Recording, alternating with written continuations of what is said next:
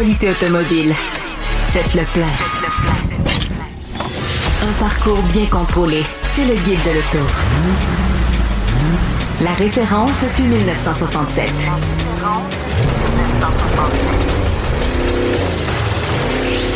Le Guide de l'auto. Bonjour tout le monde, bienvenue au Guide de l'auto en compagnie de Louis-Philippe Dubé, Hugues Gonneau. Messieurs, bonjour. Bonjour. Salut Antoine. On a entendu parler de véhicules électriques chinois beaucoup au cours des derniers jours. 1001 questions entourant ces véhicules-là. Vous êtes comme moi allé au salon de l'auto et c'est la question de l'heure. Tout le monde s'interroge là-dessus. Même si on a beaucoup d'intérêt pour les véhicules qui sont au salon de l'auto. Et pour ceux qui n'y sont pas, il faut quand même le souligner. Ouais. Mais on va parler un petit peu plus tard dans l'émission avec Daniel Breton, qui est président de Mobilité électrique Canada. Peut-être pour avoir son point de vue, peut-être pour voir s'il y a des informations qu'on n'a pas, parce que, bien évidemment, il y a beaucoup de flou dans les affirmations du gouvernement concernant l'arrivée des véhicules chinois. Alors, tous les... qui, quoi, comment, où, combien, là, ça, on n'a pas de réponse. Fait que peut-être Daniel pourra nous aider un peu là-dessus, on verra. Exactement. Tout d'abord, on va commencer avec quelques actualités. Une qui nous a frappé particulièrement cette semaine, surpris. C'est l'abandon déjà programmé de la nouvelle Bolt qui arrive en ce moment chez les concessionnaires Chevrolet. Ouais. C'est pas pire, ça. Écoute, j'ai même pas eu le temps de l'essayer encore. J'espère que je vais avoir le temps de l'essayer, ce véhicule-là, avant qu'il le retire du marché. Mais évidemment, là, comme on en parlait avant en entrée d'émission, il y a eu des changements là, dans la production aux États-Unis et on rapatrie la production là, du Equinox à essence et on va sortir la production de la Bolt. Donc, c'est quelque chose... On se revire sur un dixaine parce que Marie Barra a mis son poing sur la table, comme tu l'as dit si bien, et pour faire revenir ce véhicule-là qui avait été fort populaire. Et maintenant, même pas chez nous, là, mettons, là, on va dire chez nous. Puis maintenant, même pas, là, les unités commencent même pas à rentrer, je pense, où elles commencent. Il y en a une au Salon de l'Auto de Montréal, je sais, pour essayer. Mais ça commence même pas à rentrer sur notre marché. Et déjà, on parle de la retirer. Faut faire la mise en contexte. Oui, c'est ça. Procure-toi-en une dès maintenant. Oui! Si tu veux. Mais il y a plusieurs trucs là-dedans. Alors, on retire la Chevrolet Bolt du marché, sachant que c'est une voiture qui devrait techniquement connaître plus de succès en proportion chez nous au Canada qu'aux États-Unis. C'est une voiture de fabrication américaine, alors que l'Equinox actuellement est fabriqué du côté du Mexique. On va rapatrier la production de l'Equinox aux États-Unis pour mettre de côté les contre-tarifs, parce que c'est un véhicule qui fait beaucoup plus de volume. Ça veut dire que on vient de condamner la possibilité de fabriquer l'Equinox ou le terrain à l'usine d'Ingersoll qui a fermé récemment ses portes en Ontario où on avait fabriqué pendant presque 20 ans des Equinox, ironiquement. Ça veut aussi dire que si la Bolt disparaît, c'est parce qu'on a peut-être réalisé qu'il y avait de nouvelles opportunités pour Chevrolet. Par exemple, des véhicules électriques chinois qui pourraient venir chez nous au Canada sous l'emblème Chevrolet, qui n'iront évidemment pas aux États-Unis, mais ça pourrait, mettre un diachylon sur le bobo de façon temporaire et ça pourrait excuser la chose. Parce qu'évidemment, là, c'est le gros lancement de la Bolt en ce moment. Ça se passe au Québec. Pas besoin de te dire qu'ils n'en parlent pas en Alberta. C'est ici qu'on veut en vendre. C'est ici qu'on en a vendu. Mais le marché a changé. L'automobile électrique a évolué. Les acheteurs ont évolué, se sont renseignés et on a l'impression que la Bolt n'a pas tant évolué. Oui, on a changé des lumières, on a changé la batterie, on a corrigé quelques petits trucs, mais ça reste la même voiture. Alors, est-ce que la décision de Marie Barra, qui voulait ramener une petite voiture électrique sur le marché, on l'a considéré à demi-mal. On a dit oui, mais en n'étant pas totalement convaincu. On a mis peut-être un petit peu plus de temps à l'amener que ce qu'on aurait voulu. Et au final, ça a pris du temps. Et au final, on s'est rendu compte que c'était peut-être pas si rentable que ça. Et donc là, fallait prendre une décision basée sur les réglementations du gouvernement Trump. Et c'est tombé. On a pris une décision éclair. Oui, mais ce que je trouve, sur le fil ce que je trouve intéressant comme timing, c'est qu'on annonce ça une semaine après qu'on annonce la possibilité d'amener des véhicules électriques chinois au Canada. Écoute, J'ai quand même un peu le feeling qu'il y a un lien direct entre les deux. ça se peut qu'on ait une annonce à propos de ça, parce qu'ils sont bien positionnés pour le faire, hein, déjà, oui. Chevrolet en Chine. Donc, Alors, à suivre, absolument. mais si vous voulez une Bolt 2027, ben ça se peut qu'en 2027, il n'y en ait plus. Vous êtes mieux de l'acheter en 2026. Non, on dit qu'on va la produire pour environ 18 mois et qu'après ça, on va cesser la production pour laisser place à l'Equinox à essence, que j'ai pu mettre à l'essai la semaine dernière, d'ailleurs. Vous allez pouvoir visionner cet essai-là sur le site du Guide de l'Auto très prochainement. Moi, de mon côté, j'arrive de Stockholm, où je suis allé assister au dévoilement d'un énième VUS intermédiaire de luxe électrifié. J'en ai comptabilisé 14 qui sont actuellement vendus sur le marché canadien. Beaucoup. En fait, ou qui seront prochainement, incluant le nouvel Acura RSX, le Cadillac l'IX3 Lyriq, de BMW, le iX3, le GLC IQ, le Tesla Model Y, le Jeep Wagoneer S, nommez-les, il y en a des VUS électriques entre 75 et 110 000 $ qui donnent 500, 550 km d'autonomie puis qui ont une batterie dont la taille varie de 85 à 110 kWh. Et qui C'est font pas ça qui 600 manque. chevaux Ça qu'on n'a pleut. pas besoin des 600 Ça chevaux. Et c'est fascinant parce que la pointe de tarte, elle est minuscule. Et ce que ça me dit, c'est que on lance des véhicules aujourd'hui sur le marché basés sur un marché qu'on anticipait il y a 2 ans, mais qui est peut-être plus tout à fait ça aujourd'hui. Oui, effectivement. Puis évidemment, quand on a levé la couverte sur le X60, ben j'ai comme bien du monde vu un iX3 avec un museau différent. Les proportions sont très semblables.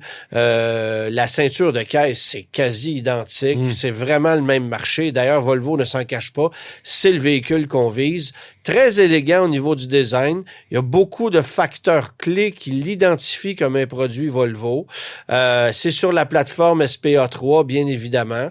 Ce qu'on aura chez nous, c'est 2 variantes sur 3 parce que du côté de l'Europe, il y aura une version à traction qu'on va appeler P8 avec une batterie de plus petite taille. Là, la taille m'échappe, mais c'est une version qu'on n'aura pas chez nous. Alors, ce qu'on va nous vendre, c'est un modèle P10 avec une batterie de 95 kWh, ce qui devrait être bon pour 514 km d'autonomie annoncée selon les normes EPA. Et une version P12, beaucoup plus performante, où là, vous allez avoir jusqu'à 640 km d'autonomie. Mais ça va coûter au-delà des 100 000 $. C'est clair.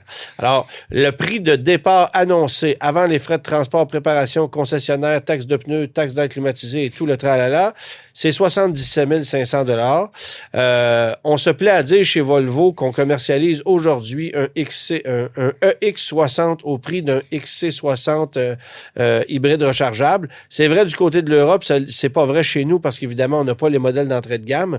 Mais la belle surprise, en ce qui me concerne, ça a été le dévoilement de la version cross-country. On va avoir un EX60 cross-country, suspension rehaussée de 2 pouces, suspension pneumatique réglable avec, quelques petits éléments esthétiques différents, des plaques de soubassement, quelques trucs comme ça, mais on veut mettre l'emphase sur l'édition Cross Country qui aura la motorisation P10 avec une autonomie qui va jouer autour de 500 km. On a fait la même affaire avec le EX30, justement, qu'on va miser là, sur la variante cross-country. Mais c'est un véhicule à très petit volume. C'est un véhicule à très petit volume, mais c'est un autre véhicule, ça, qui soulève des questions en ce moment, le X30, parce que initialement fabriqué en Chine, on a déplacé la production du côté de la Belgique pour pouvoir continuer à nous l'offrir. Mais est-ce qu'on rapatrierait pas la production en Chine tout en abaissant son prix pour pouvoir être plus compétitif et faire du plus gros volume sur notre marché? Ça aussi, ça se peut. Parce que le X60, lui, il est fait en Suède. Le X60 est fait en Suède, développé en Suède aussi. Puis évidemment, c'est un véhicule qui sera super important pour Volvo. Puis là, ce que j'ai trouvé intéressant, c'est que cette annonce-là arrive au moment où on annonce le retrait sur le marché canadien du EC40, de plusieurs versions du EX40, du EX90 en raison des contre-tarifs. On a confirmé chez Volvo que la berline ES90 ne viendrait pas non plus. Et on a retiré la S60. On retire en cours d'année la V60 Cross Country et la V90 Cross Country. Qu'est-ce qui reste? Le XC60, le XC90, qui ont représenté plus de 75% du volume de vente de Volvo l'année passée, mais ce sont deux modèles très vieillissants. Ouais. Fait qu'on a besoin de se retrousser les manches chez Volvo. Et ce qu'on nous a confirmé, c'est que on allait relancer la voiture familiale. Bon, sous quelle forme? Est-ce que ce sera juste de l'électrique? Est-ce que ça va être, par exemple, une EV90 basée sur la ES90 qui va se vendre 100 000 $ puis qu'on n'offrira pas sur le marché nord-américain? On n'a pas de réponse à ça. Okay. Mais la familiale n'est pas morte. Puis moi, j'ai insisté sur le fait que l'ADN de Volvo, ça passe par des voitures familiales. Ouais. Là, vous ne pouvez pas juste vendre des VUS comme tout le monde fait. Puis l'autre question que j'ai posée là-bas, parce qu'on nous a vanté la sécurité, là, on a des ceintures de sécurité adaptatives. Il y a beaucoup de technologie dans les nouvelles ceintures de sécurité de l'EX60. Puis on nous a vendu ça tout au long de la présentation. Et moi, j'ai levé la main et j'ai fait, est-ce que la sécurité, ça vend? Parce que tu peux vendre un emblème, une image, du prestige, du luxe. Tu peux vendre des odeurs, des parfums, du design. Tu sais, tout ça, ça séduit.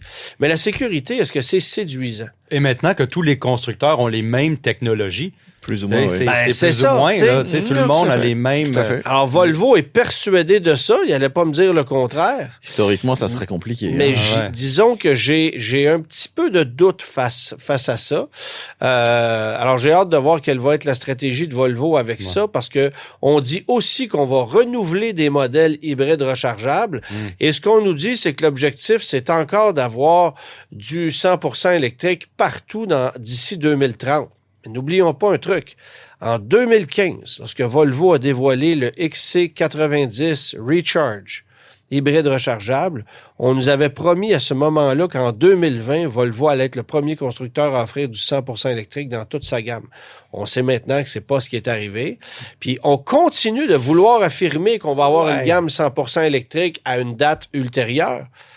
Mais on passe son temps à changer d'idée. Mais c'est difficile chez Volvo parce qu'on n'a pas les mêmes motorisations que, par exemple, du côté des constructeurs américains qui ont un catalogue exhaustif de motorisation. Ouais. Chez Volvo, là, quand on a repris, je pense, en 2008, là, on a développé une motorisation turbo-compressée. On a mis un supercharger dessus à un moment donné pour certains modèles. Après ça, un turbo. Après ça, etc. Mais ça a été la seule qui a puis sous l'égide de Geely, Volvo a juste intérêt de devenir tout électrique parce que comment qu'on va multiplier le catalogue de moteurs à gaz, même dans un contexte nouveau, ça va prendre du temps, là. Oui, puis il ne faut pas oublier qu'on prête la technologie à Polestar aussi. Aussi? Oui. Et Polestar, qui est une marque qui a de la misère à se sortir la tête hors de l'eau en ce moment, et surtout de se différencier de Volvo. Parce que prenez place à bord d'une Volvo puis une Polestar, vous allez trouver quelques petites similarités. Alors, X60 va arriver à l'automne chez nous. La version cross-country va arriver plus tard au printemps, le P12 aussi, mais ça sera d'abord la version P10 qu'on attend de pied ferme. Et ça va arriver sans surprise, au même moment que le BMW iX3 et que le Mercedes-Benz GLC EQ. Rapidement, sur le salon de Détroit, tu es allé visiter ce salon grandiose où tout le monde était présent? Écoute, le salon de Détroit a eu des années beaucoup plus glorieuses. Oh là! Écoute, juste la journée de presse n'avait pas réellement de dévoilement, tandis que il y a 20 ans de ça, c'était une semaine de dévoilement.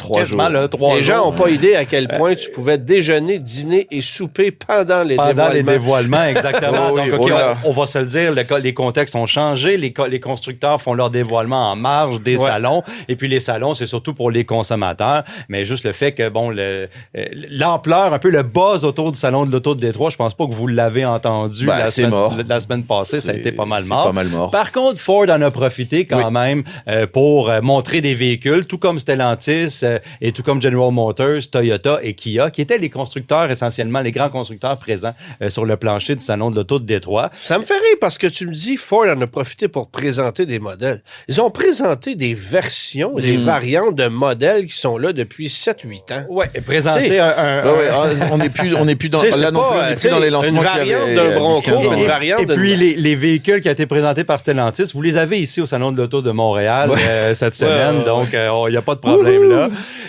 Mais les deux véhicules qu'on a vus, en fait, c'est une variante du Bronco, qui est la variante RTR, qu'on a fait la même recette avec la Mustang, là, je pense que c'était l'an dernier, avec aller chercher une clientèle un petit peu plus jeune du côté de la Mustang avec le moteur 4 cylindres, qu'on fait de la même affaire avec le Bronco, avec quelques équipements hors route là, de ce véhicule-là, qui va être à un prix un petit peu plus abordable. On s'en va pas dans le Raptor ou quoi que ce soit, on s'en va dans un milieu de gamme pour essayer d'aller chercher... Moi, je te corrige tout de suite, on dit pas un peu plus abordable, on dit un petit peu moins cher. Un petit peu moins cher.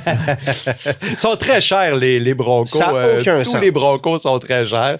Évidemment, le deuxième véhicule qu'on a vu, c'était la Mustang Shelby GT500, mais ce n'est pas la Shelby GT500, c'est la recette de la Shelby GT500. On l'appelle la Dark Horse SC.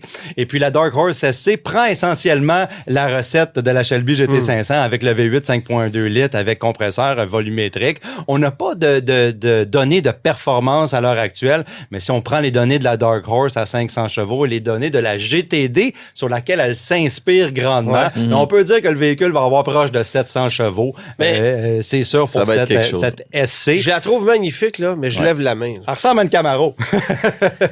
La dernière fois que Ford a renouvelé une Mustang pour vrai, c'était à l'automne 2014. Ah, écoute. Il commence à être temps, là. Ouais, je veux dire, elle a 12 ans, la voiture. On ajoute des équipements, on ajoute l'aspect esthétique du véhicule, on l'ajuste, mais essentiellement, les motorisations, on les connaît depuis très, très, très longtemps. Évidemment, c'est un véhicule qui va s'insérer, comme j'ai dit, entre la Dark Horse puis la GTD, qui est roulable sur la route, mais il faut être courageux, avec la suspension Magna Ride, etc. Donc, on n'a pas de prix, mais on peut s'attendre à un véhicule qui va être très dispendieux pour des gens qui ont les poches profondes pour se la procurer. Mais c'est quand même le fun de voir ça, des ensembles performances. Et je pense qu'on va avoir ça aux États-Unis de plus en plus, les déclinaisons de performance, surtout du côté de chez Stellantis. On va en parler à toutes les 2 émissions, probablement, qu'on va ramener des modèles issus de la division SRT. Chez Ford, on manquera pas l'occasion de dévoiler des véhicules performance, c'est sûr, avec surtout la division de Ford Racing maintenant, qui est dans le siège social intégré là à Dearborn maintenant, qui est une raison probablement pourquoi on n'utilise pas le mot Shelby, l'appellation de Shelby pour ce véhicule-là.